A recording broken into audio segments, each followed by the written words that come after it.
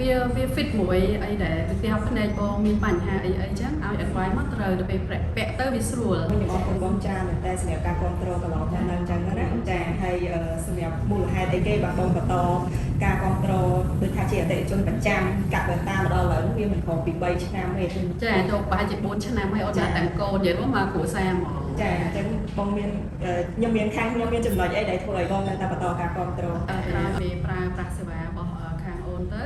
បានន័យថាទាំងតម្លៃទាំងអីទីមួយយើងមានទំនុកចិត្តលើគ្នាអញ្ចឹងយើងជឿជាក់ទាំងតម្លៃទាំងគុណភាពចាហើយបន្តមកទៀតពេលដែលប្រើទៅទាំងដងទាំងកញ្ចក់ដែលការ advice ពីខ្លួនឯងមកវា fit មួយអីដែលបងចង់បានដែរអញ្ចឹងណាអញ្ចឹងបងក៏អត់ចំណាយពេលអីច្រើនដែរបានន័យថាទាំងដងទាំងគុណភាពខាងអូន provide ថាបងអានេះចេះល្អអីទៅដល់ពេលបងប្រើប្រាស់ទៅវាស្រួលមែន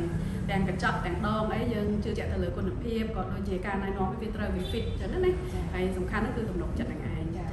ចុះចំពោះទៅលើសេវាកម្មរបស់ផ្នែកដែលបងចេញកន្លងមកលើកទី1ទី2ទី3អញ្ចឹងចាយល់ឃើញខាងនេះដែរវា fit មួយអីដែលប្រទេសផ្នែកបងមានបញ្ហាអីចឹងឲ្យ advice មកត្រូវទៅពេលពាក់ទៅវាស្រួលដូចថាយើង comfort ដល់ពេលចឹងហើយក៏ចេះតែប្រើប្រាស់រហូតចឹងទៅចាអរគុណ